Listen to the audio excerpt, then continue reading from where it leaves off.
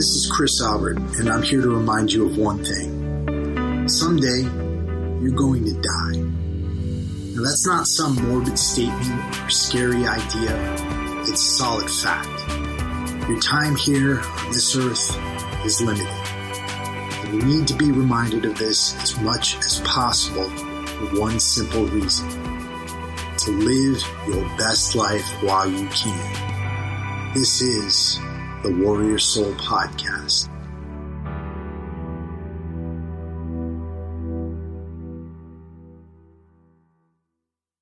You know, one of the most unfortunate things to come out of the past decade and a half is that when we think of veterans, two words that commonly get associated with our community are suicide and PTSD. And as I've gone about running this podcast and our YouTube channel, one of the things I committed to early on is that this show and our movement was going to be about more than just keeping veterans from killing themselves. You see, what I wanted and my vision is that when you listen to this channel, you're going to get tools and tactics and ideas to truly live your life. Because that's what we need to be talking about. How do we get veterans to live? But that enemy, the depression, the post-traumatic stress, it's still out there.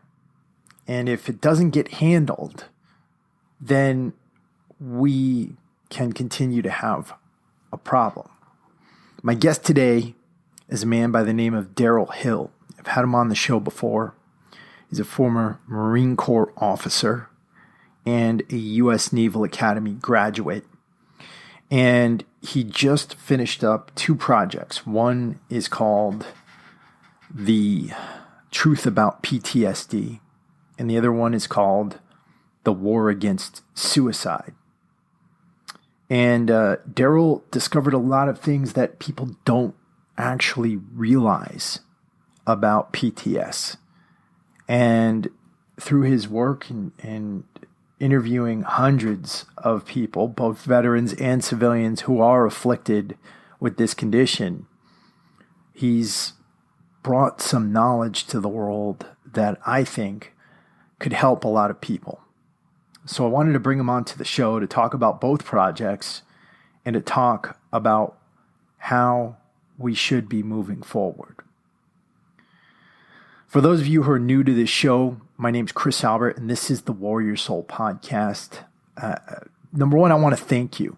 I want to thank you for watching or listening to the show or watching on YouTube, regardless of where you're doing that. But I also want to thank those of you who've stuck with me, who've been with Warrior Soul from the beginning, and who never stopped watching. I really appreciate the support you guys give us.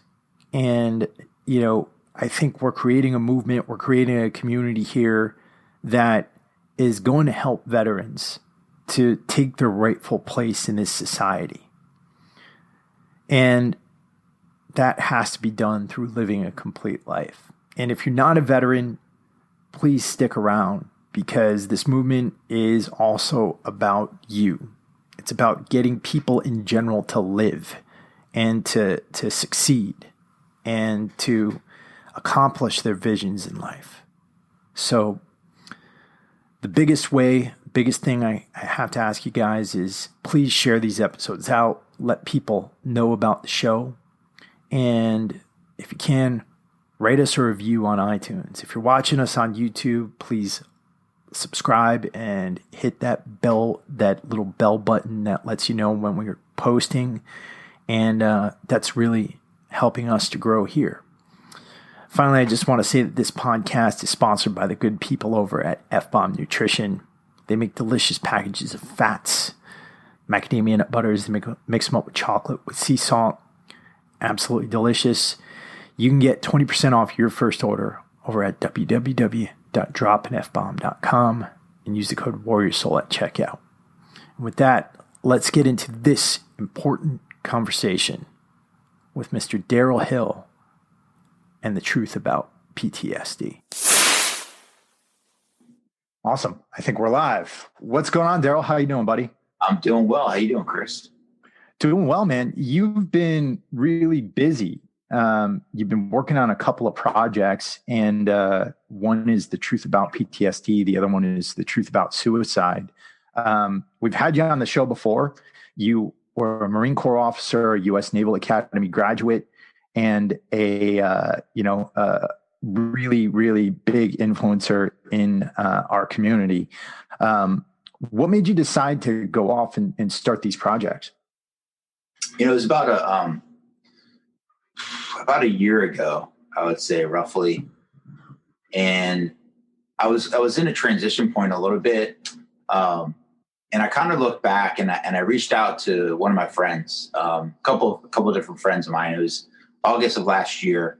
And I was just kind of like, I was just coming off working on this project with an entrepreneur. And I realized like I wasn't really servicing like my tribe, like where I came from. You know, I was working with a lot of high level entrepreneurs, working with a lot of high level people. But there was just like this, like calling on my side of it of like, hey, listen, I need to go serve my tribe. And to everybody on the outside, it was obvious, you know, so it was friends of mine I talked to, they were like, dude, you need to go serve the tribe. That tribe over there like needs your help and support, and they're going to listen to you. And you're going to be the guy that's going to be able to break through and have those conversations with them. So I was thinking about that, and a friend of mine had done some pretty cool work on some videos. Now I don't consider myself a movie maker, producer, film director, whatever. But as a Marine, you figure it out, right? How hard can it be? So I had this idea of creating like a documentary type effect to really tell people's like their journey through dealing with PTSD. Right. And what ended up happening was PTSD is not just a military thing. There's a lot of people that are affected with PTSD. But a lot of times PTSD gets labeled as military individuals. Right. Right. Have you found that to be the case, Chris? Yeah, I've seen, a lot of times when people think, so there was one of two things that really happens here. Somebody will sometimes think that just because you served in the military, you might have PTS. And that happened to me a lot when I was in school, right? When I was around a lot of college kids who really had never been around military type people before. And that was borderline insulting, pretty crazy. But then there's this other aspect where you have military people who maybe, they haven't gone through much, or they didn't go through much during their service. And then you get a lot of those guys who are still suffering. They're still dealing with something, but they don't feel like they deserve to label it as PTS. And you get a lot of people from the civilian world who've gone through horrible things, crazy things that are also, they're kind of resident to classify themselves as having PTS, right? Yeah, 100%. So there's a lot of different forms of post-traumatic stress that has happened. The definition really in my eyes of a post-traumatic event is something that's altered your mind. It's really that clear. It could have been you were raped. It could have been you saw somebody killed. Could have been you felt your life was threatened. I mean, those are some of the extreme ones, on that side of it. And then there could have been times where financially something happened, whether you had a bad business breakup or the IRS came after you, or all of a sudden, you found yourself where the market changed and you lost your house, or, you lost 90% of your wealth. There's individuals out there that were wrapped up maybe in one market, real estate market at one time. Maybe they had all the money in Bitcoin, or, that goes up and down, whatever, all of a sudden it's gone. So there's traumatic things from that. There's traumatic things from relationships as well. Where people witnessed things in a relationship in the past, all of a sudden that plays out over and over and over and over again with somebody. So I have examples of all the different ones, and I really wanted to get to the heart for individuals to kind of share their story about what they actually went through and how they came out through the other side. And that's really was the basis for the documentary and the interviews I've been conducting. I've done over 42 interviews now at this point. And the common theme behind these individuals, whether military or not military, is that there was an event that happened at some point. A lot of times people actually don't even know what it is. And that event then alters their life then moving forward. I've heard some horrific things. I've heard some things that you would have thought that wouldn't make that much of an impact, but have ultimately, changed this person's trajectory for the rest of their life. So when you were going into this, and I also want to get back to that notion of coming back to serve your tribe in a second, but when you were coming into this, did you have a lot of those prejudices, those preconceptions in your own mind, or did you come into this with more of an open mind, thinking, okay, I want, there's something else here. I want to go a little bit deeper? Well, because of the work I've been doing the last now going on 7 years, is I already knew there was something deeper, and I really wanted to kind of expose that to other people that are out there that aren't necessarily military. There's individuals. And this was your work with entrepreneurs? Yeah, I work with entrepreneurs. So, but also, the entrepreneurs, I've dealt with, all kind of different things. Police officers I've helped out. I've helped out a lot of military guys, pro bono, just helping guys out. I've done a lot of different things with so many different people. I've helped out their kids, I help out strangers at times. I haven't, there's not been, but there's a common theme that's going on like inside the mind. And it's that initial event that actually happened to them. This might sound even like a little bit crazy, but I've had instances where I start working with a client where that original event, they actually remember they were actually in the womb of their mother, like stuff like that, where they developed anxiety when they're in the womb. Like all of a sudden they wanted to get out because they heard something that was going on the outside, and during the interview process, there was one interview in particular. His name was Brian Post, and he's an amazing friend of mine. He's been doing this type of work, helping people for 20 years. And he was actually in the womb when his mother, was like 18 at the time or something like that. And she saw her father murder her mother, which is essentially his grandmother. And he actually was born and he had anger problems his whole life.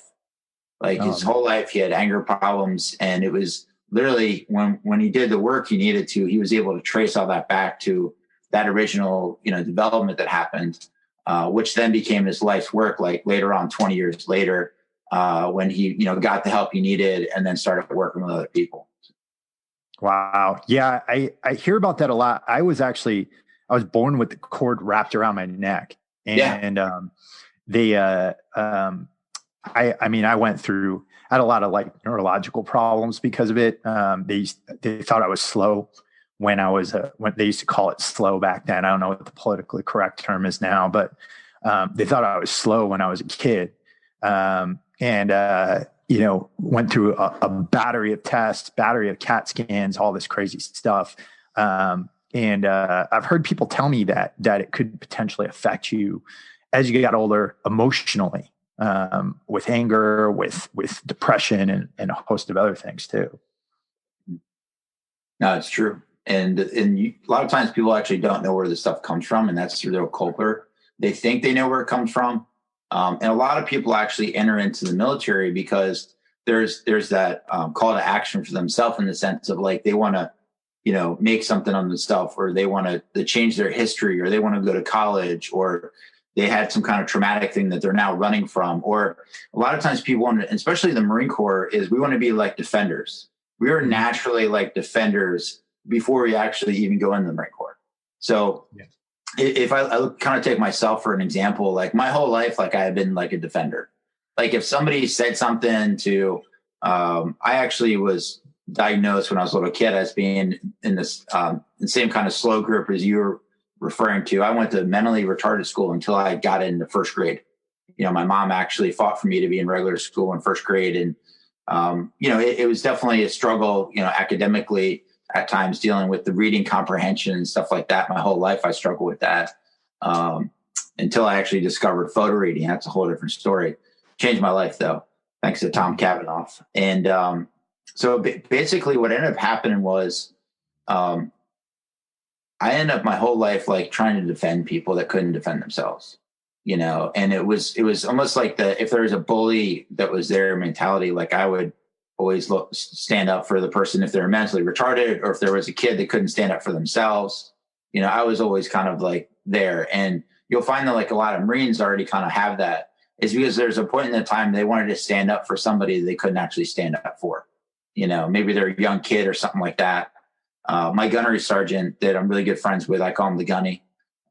He's an amazing individual. And I think the first time like he remembered, we did work together and we were talking about this, and he was like 7 years old. He remembered being on the street in Philadelphia, like, fighting somebody off from their mom. Like somebody was trying to get after his mom, and he's 7 years old. He's out there fighting, on the street of Philadelphia, and, to defend his mother. And, you take that personality, and you fast forward 20 years, no kidding. He becomes like, secret squirrel community in the Marine Corps, and doing all kind of crazy stuff, and like defender of the world, basically, and the stuff he did, So again, it's personality driven a lot of times from events that have happened like earlier in people's lives. So.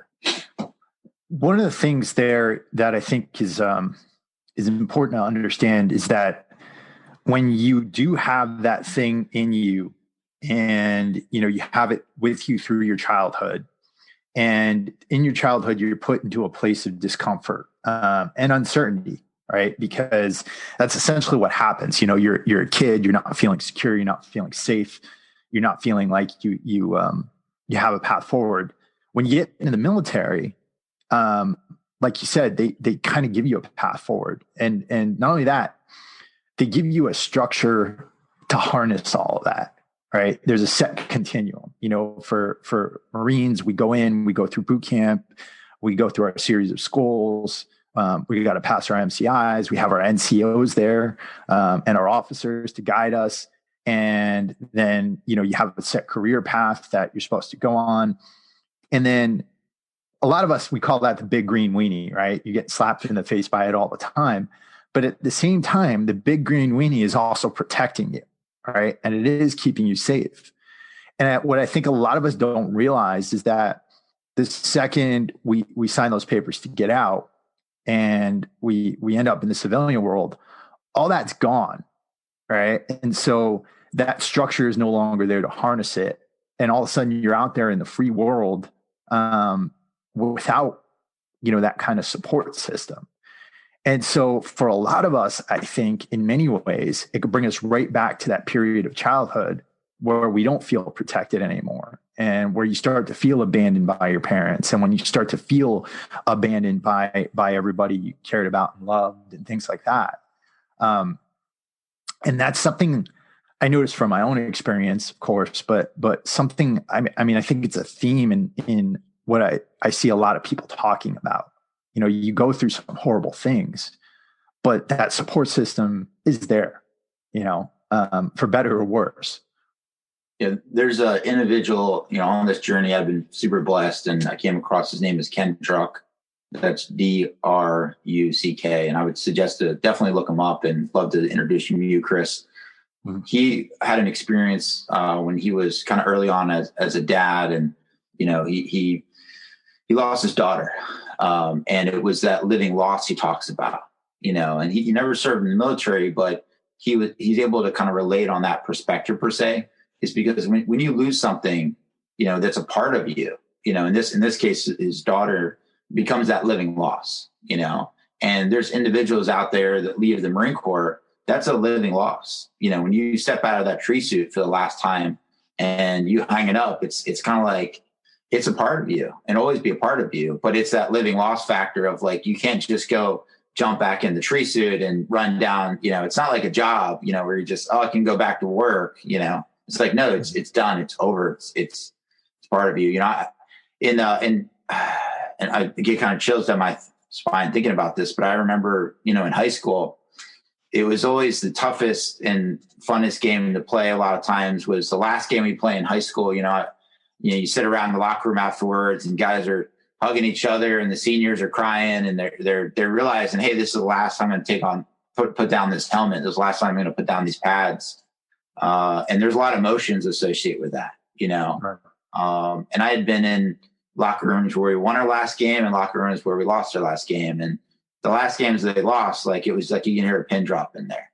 it's like somebody died, and that was in this, and it might, for somebody who hasn't been a part of that, they wouldn't understand that, Right. a lot of times when you leave a unit, even, when you leave your unit that you've been serving in the Marine Corps, whether it's you're leaving one unit to go to the next unit or you're leaving the Marine Corps for good, there is that living loss of like, hey, I can't go back to that, and I think as young individuals, we really don't think about it so much. You're like, oh, I've got forever and got time on my side and all that stuff. But I look back at guys now, and I tell them, a lot of the newly second lieutenants graduate from the Naval Academy. We go over and talk to the football guys, and I tell them, hey guys, you blink your eyes, it's going to be gone.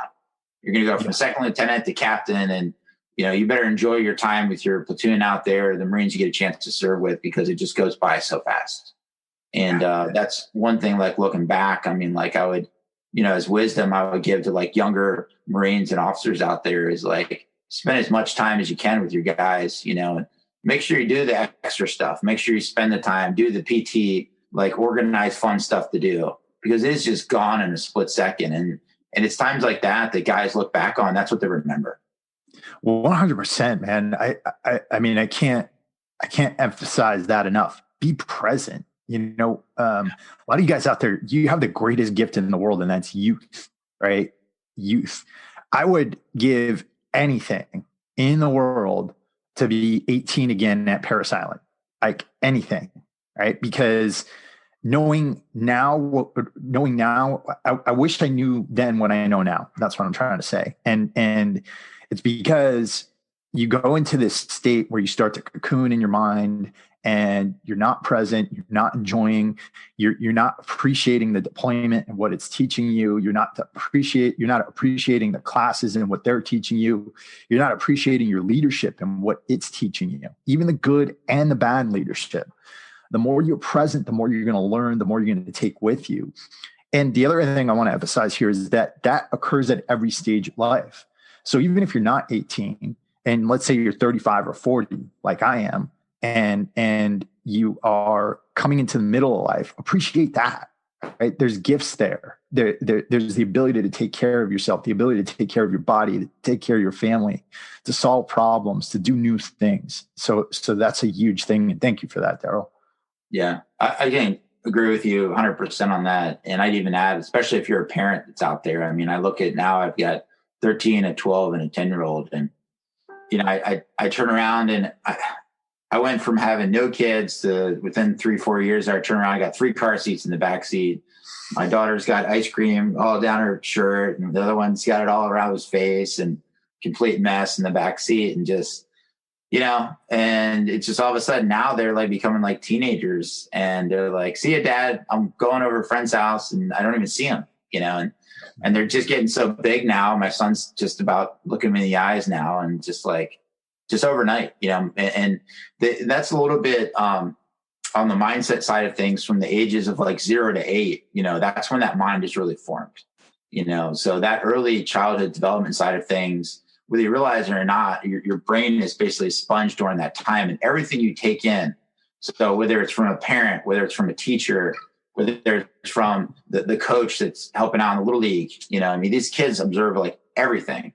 And once they hit about 8, it's pretty much, okay, everything's locked in on this little person's personality, and they go from being 8 to like 18 real fast. So that's a little bit of the mindset side of it. From about the ages of like, 8 to, I think it's 14. So it's like 7-year windows. They then develop and they start forming like their little cliques per se. Like my son, I remember he never cared about the jerseys he actually used to look at as a kid. And all of a sudden, from the age of like 7, 8, he was like, no, Dad, I just want to wear Seahawks stuff. And the Seahawks were popular and winning Super Bowls and stuff. And Russell Wilson became his favorite player. Before that, he didn't care if he was wearing a Dale Earnhardt race car jersey or a baseball jersey. It didn't even matter. Then all of a sudden it was just that one team. And that's what starts to happen on the mindset starts to form. So during that that's that kind of tribe. People try to associate with tribes. And then from about the ages of like 14 to 21. Then all of a sudden you see these cliques start to form, right? You see the cliques start to form in like society in high school. A lot of times it's like, hey, here's here's the geeks, here's the jocks, here's the surfer guys, here's the guys who like to play video games, whatever. Like these cliques start to actually form amongst schools and amongst that kind of age group. And then all of a sudden you get into like, college, and people start to dissipate a little bit, they start to kind of like branch out on their own. They start to wake up, and they're not so much programmed into like, what each other's doing anymore.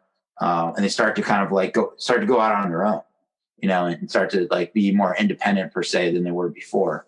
And a lot of that's geared towards how the mind actually worked thousands and thousands of years ago, because it was during the same time, it was like caveman style, right?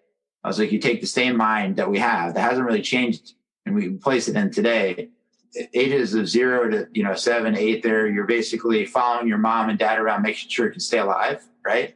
And then you go from there to modeling people that are having success, right? You start learning how to hunt, start learning how to take care of the cave, right? Start learning how to cook. If you're a girl, as a boy, you start learning how to hunt. And all of a sudden you start to hunt in tribes. You start to hunt in your tribes, and you go out chasing after the animals and whatnot. And then you move on to that stage. Now you're starting your own family, right? Past the 21 age, you're starting to start your own family out there and develop your own tribe, and start to hunt together and stuff like that. So as much as we think the brain and the mind has actually progressed in thousands of years, it really hasn't. No, not at all. Not at all. Let me ask you this. With the differences between what you witnessed in the military cases versus the civilian cases, was there a big difference in prognosis? And what I mean by that is whether or not they were able to overcome it. Did you notice any differences there? Well, the differences between dealing with somebody who's gone through something traumatic in the military and something that's not been associated with the military, the key in anything else, it's like weeding, right?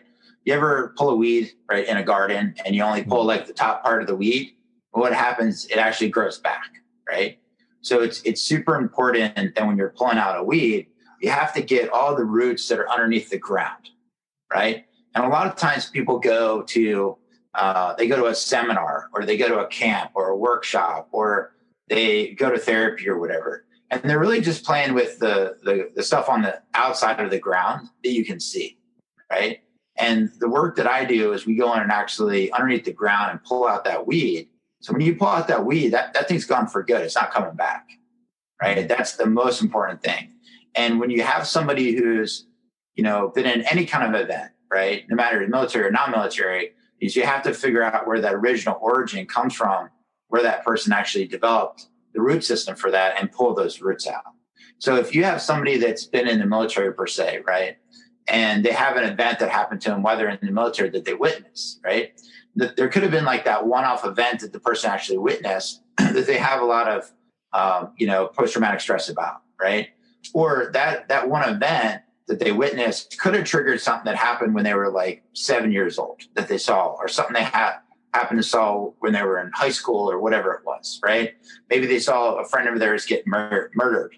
Maybe they lost a friend of theirs to suicide. Maybe it was their dad died of suicide, when they were younger. And all of a sudden now they're thinking about suicide, right? And all of a sudden they saw a buddy come up on Facebook as being dead, or in the newspaper, or they go to his funeral. And all of a sudden that triggers inside his mind. And it's almost like you're collapsing these anchors like together on somebody, right? So it's like dominoes per se. You have to go back and knock over that original domino to get all those dominoes to basically fall, right? No matter if you're in the military or like out of the military, there's that initial instance that something actually happens, that weed gets planted, that you got to actually go and pull out.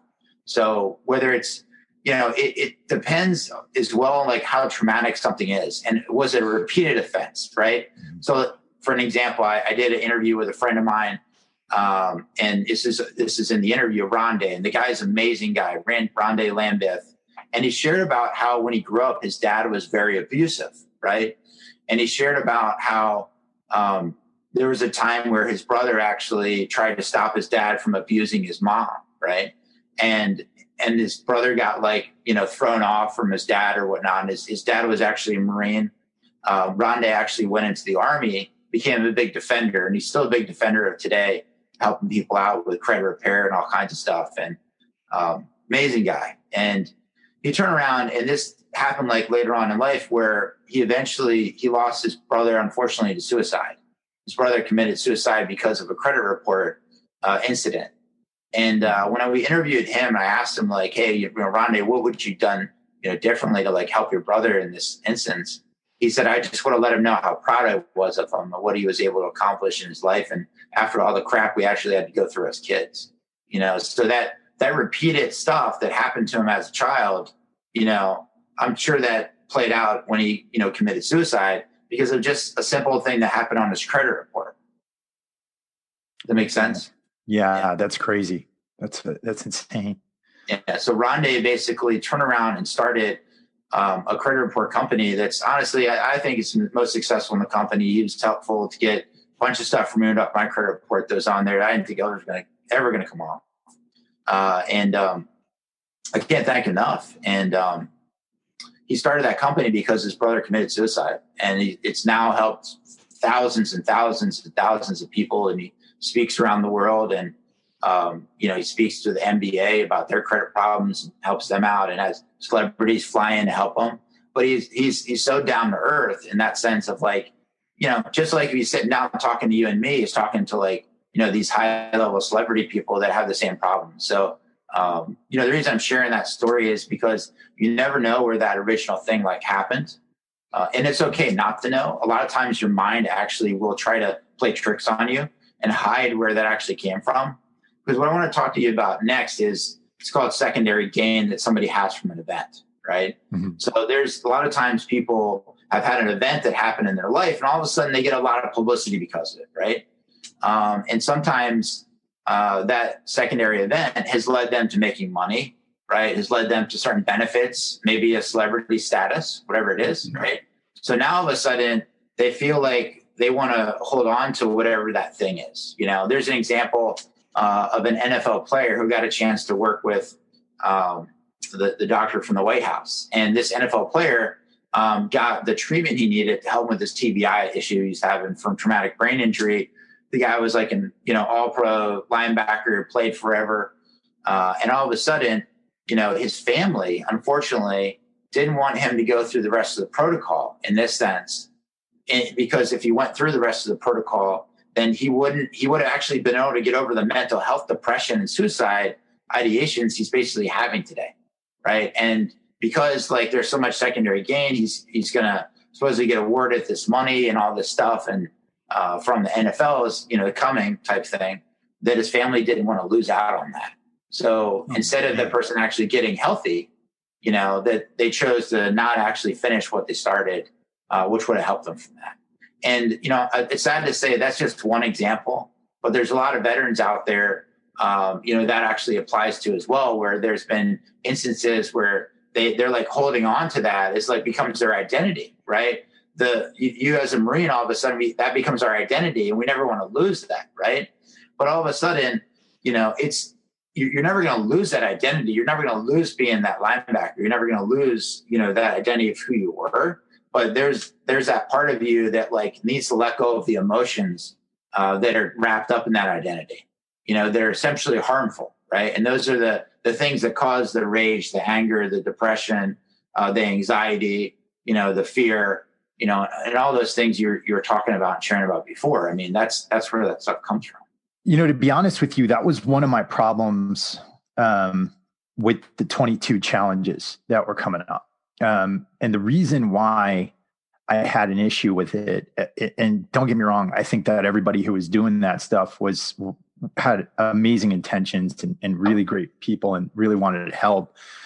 But the thing is, you're throwing around this number of 22 veterans a day committing suicide. And everything I know about psychology tells me that if you keep repeating that number, it makes it more likely that other people will attempt it. And the reason is because we get reinforced by our in-group, right? So if you have somebody out there like you, who you respect and who you love and who you associate your identity with, and you're constantly hearing about them committing suicide and constantly hearing about them going through a bad state of affairs, then that makes it exponentially more likely that other people are going to attempt the same thing. Now, I'm not saying to stop the challenges or anything like that, but what I am saying is, like, I think the whole thing needs to be rebranded, and I think we got to start talking about life rather than death. You know what I mean? 100% agree with what you're saying. The same thing with like 9/11 is you'll hear people say, never forget, right? Instead of saying always remember, and it's a simple just rebranding of that statement, because what the mind actually doesn't hear is when somebody says like if I said to you, I don't want you to look at the blue tree that's on the wall behind you, right? Automatically your mind is seeing a blue tree on the wall behind you, right? But I said, don't look at it, right? And the same thing when somebody says, that uses words like never, like that, right? Or never forget, they're basically telling somebody forget. Like, hey, forget, I want you to forget that, right? Instead of saying always remember, where somebody's actually going to remember whatever that event was. 100% agree with what you're talking about, because I was actually having this conversation with some veterans yesterday, and one of the things that actually came up was about that, about talking about like the suicide challenges, in the sense of like people bringing it up like every day, and it becomes like more awareness about it. I think, if you look at guys, this gentleman actually, his dad was a Marine, served in Iwo Jima, and was telling me about like his time over there and the island hopping campaign. His dad shared with him the stuff he actually went through, and he never talked about any of it, but it was just kind of bits and pieces like over the years.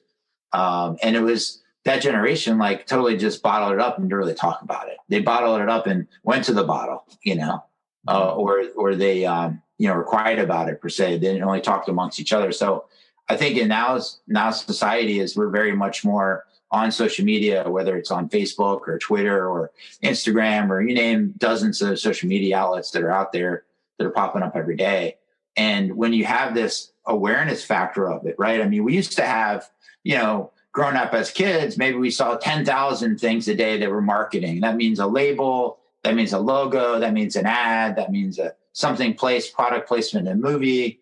And now that is astronomically just skyrocketed because of social media, and everybody out there with their phone can now become, an outlet for media. And when you have people just talking about suicide constantly, and making that like the big thing of like the challenge, like you're talking about, it is bringing awareness to those individuals that are, committing suicide, but it's also bringing awareness to the factor that's an option. Suicide in America is a top 10 killer in America. It's number 3 amongst our youth. I mean, this isn't just a military problem that we have here that we're facing. I had one of the interviews I did recently with Jody Jealous, and she was sharing with me about a suicide that happened of somebody that was close to her. And it was super sad. None of them saw it coming. They didn't know it was actually going to happen. I just talked with a woman last night, and I think it was somebody that she had done some work with, and she bumped into on the street, talked to them, and they said everything was going great in their life, and then the next day the person didn't show up for work. They actually, when they went to check on the person at their house, eventually they had found them dead, and they had everything in their house like boxed up. Like they literally boxed up their whole life so the person, wouldn't actually have to do it. I interviewed one Marine actually, and this individual shared with me how he had a plan to kill himself, in the sense of like he was going to go to the morgue.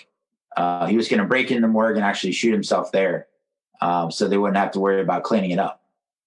So people really have thought about like what it is they're going to do. That Marine also shared with me about how he made that conscious decision that wasn't the best option for him, because, you're dealing, when it comes to suicide, that's a permanent, solution to a temporary problem that somebody's going through. Yeah. Yeah. That's it's rough, man. It's rough. Let me ask you about this, because I think it's relevant considering our audience. Stoicism, right? And I'm not talking about like the philosophy of stoicism, but like the stoic kind of nature of people coming out of the military, and I think men in general. I know that men have very high suicide rates. The idea of not putting your problems out there and not reaching out for help and things like that. How big of an impact does that have here? And from the cases that you found, as far as people who've gotten out of it, what got them to reach out finally and to get help? Honestly, I'll share a story that I was really shocked, but not shocked. So I think it was March. I think it was March this year.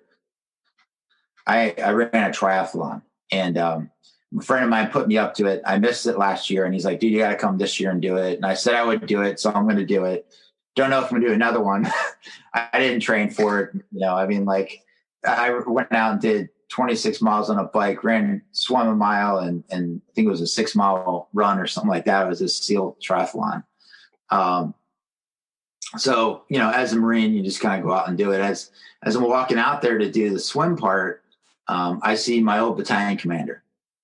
And I was like, oh my God, sir, what's going on? What are you up to? Last time I had seen him, it had been 5-6 years probably. He was a full-bird colonel at the time. He had taken over the Wounded Warrior Battalion there in Quantico, Virginia, which oversees, a lot of guys who are going through transition, whether, they're on the West Coast or East Coast for, gotten injured and whatnot. They've been through, battle, war, whatever it is, but, the Wounded Warrior Battalion. So, and he shared with me a story, and you asked the question about like what it is that's going to break through. Here's a guy who, has this persona that he has to ooze confidence and stoicism, out there to the world. He had been the colonel that was there when they went through Fallujah, right? And he had witnessed all that, dealt with all that. And I told him about the project. I told him about the war on suicide. Told him about the truth about PTSD and the movies I'm working on. We were chit-chatting about that. And he's like, Daryl, he's like, I said, sir, I'd love to capture your story if you'd be up for sharing. He's like, you know what? If I can share my story with, the Marines that are out there now at this point, so they don't have to go through the hell that I did, for 10 years. For 10 years, he couldn't sleep at nighttime. For 10 years, he would wake up, in the middle of the night and have problems with his family because of it. And it was 2 years. He retired. He put in for retirement. He probably could have stayed in a bit of general if he wanted to. But he put in for retirement because, he just couldn't function anymore. He just couldn't do it. And then 2 years after retirement, it was still going on. He was still having problems. It was probably getting worse for him. And he shared with me how his wife divorced him. And it was when his wife divorced him, and when he basically looked back on the carnage that had happened in his life, that he realized that I need to go for help. And it was at this point that he kind of opened up and went and got some help and got him started. And, he's still out there doing cool stuff, still out there helping Marines, still out there. He has tons of Marines reach out to him, I'm sure, all the time. He goes and speak at functions and does stuff, but really wasn't until that point that it happened. And my message to anybody who's listening right now is you could learn something from this colonel at this point. You don't have to be him. You can go for help a hell of a lot sooner, right? You don't have to wait until you're divorced. You don't have to wait until you're turned into the bottle. You don't have to wait to self-medicate in some other form or use drugs and other things to cope with what's going on the inside. A lot of times at that point, and if you are at that point, it's okay. You've got resources to reach out to and actually get help. You got somebody like Chris, you got somebody like myself, who are out there who want to get your resources. There's tons of nonprofit resources out there that are popping up all the time for guys to do cool stuff. I'm helping out with a program right now who's going to actually be given like houses away to veterans, and it's like, hey, you're down on your luck. You need to get your mental self right. How would you like to work with a naturopathic doctor from the White House? Well, then give me a call. It's like, let's get you in front of that person. There's options out there, guys, besides taking your own life. And there's options out there, because here's the thing is like, if you do go through that, or if you have been through there, like myself, I mean, I went through divorce myself and that totally sucked. Went through dealing with financial issues because of that. Packed up all my stuff, moved it into a car, put all my stuff in like a Connex box and like headed out on the road and just kind of went internal there for a while and got back on my feet, but at the same time is like, you don't have to go through that. There's other resources out there to help you, get back on your feet. And I would just, suggest to anybody out there who's listening to this right now is, go for help sooner.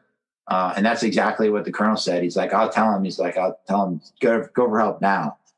Don't wait, because there's resources out there. When I showed the documentary, the trailer to the commandant of the Marine Corps, and I watched his face just change. I watched his state just changed. And he shared with me about like how both of his sons have like PTSD, that, on that side of it, like, hey, this is something that affects all of us and, it's affected him, so if somebody like that is willing, leaders are willing to come forward and say, hey, no, this is a problem that I have, I talked to, one of my heroes, Sergeant Vandell, when I was a second lieutenant Butterbar, right?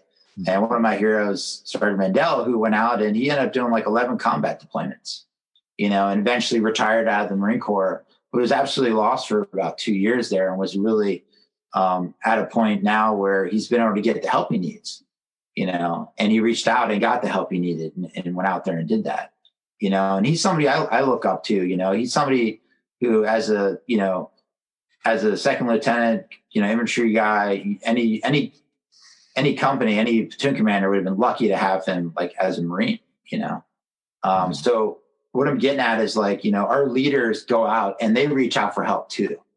The ones who are the strongest are the ones reaching out for help. The ones that are weak are the ones that aren't reaching out for help. And that's the way I'd actually represent. I know I've gotten help. I know I still get help today to reach out to people who are professionals. I got a chance to work with the naturopathic doctor from the White House myself. And it was super cool, to be on the other side for once, because it's been a while to get somebody to drop in like that. And I've got my battle buddy still, Gunny Curtis Jones here, who's, 5 minutes away from me. And he calls me when he's having a tough day. And I call him when I'm having a tough day. And we just talk, and I think one of the things that you have, inside the Marine Corps is you don't have to leave that behind. Go find yourself a battle buddy now that you can check in with when shit's hitting the fan, you're not having a great day, because it happens. You can't talk to your wife. You can't talk to one of your civilian counterparts. Find a Marine you can talk to in the area. I was out yesterday and I overheard, I was talking to this one guy out of business. I overheard these veterans talking in the background, and they were older, as we like to call gray hairs, which I'm now becoming a gray hair myself, right? Me too. But I saw these guys and they were older, probably 60s, 70s, and they were talking about veteran stuff. And I sat down with them and they're like, hey, we want to give what we didn't get a chance to get, and when they were leaving out. And that's that Vietnam generation has done wonders for our generation now to make sure those benefits are provided, to make sure that guys are recognized, that they are getting the help they actually need. And, we owe a lot of gratitude as, veterans that are coming out now to that generation who's, who wasn't actually looked after, who was, spit on, who was, couldn't find jobs, who was called baby killers when they came home. We owe so much that, gratitude to that generation for helping out ours. Absolutely. So thank you if you are a Vietnam veteran that's out there getting a chance to listen to this. Absolutely. Absolutely. It's as far as specific resources, are there any specific places that people could call if they need help? Or, there's the VA I know of, any other organizations that come to your mind? The December 5 Fund obviously is a huge one to reach out for help. I've heard that, the Wounded Warrior Project has actually turned a corner, and they're doing things a little bit differently now because of new leadership and stuff like that. There's a list of resources I have, Chris. What I'll do is I'll send you over Awesome. a list so you can actually put in the show notes and share with the guys. Awesome. Yeah. We'll get those up in the show notes. And where can people go to learn more about these projects? I know there's two of them, the Truth About PTSD and the Truth About Suicide. Yeah. So the websites themselves are actually thewaronsuicide.com. So if you go on there, you can watch the trailer and just opt in, and we'll keep you updated with the progress on the movie side of it. And the truthaboutptsd.net, that's .net, N-E-T. You can go there and opt in for that. I've got a fan page as well. I share stuff on the 1775 Brotherhood fan page. My t-shirt, thanks to Chris and the team out there, helped me out with that. So Warrior Soul, baby. So go apparel. Is 1775 Brotherhood. There's a fan page, and there's also a Facebook group. Feel free to jump in there, talk to other Marines that are in there as well, to kind of reach out. If you aren't not a Marine, I don't police it in that sense. People are fans of Marines, but realize that you are talking with a bunch of jarheads, and they're pretty vulgar at times. So we can be.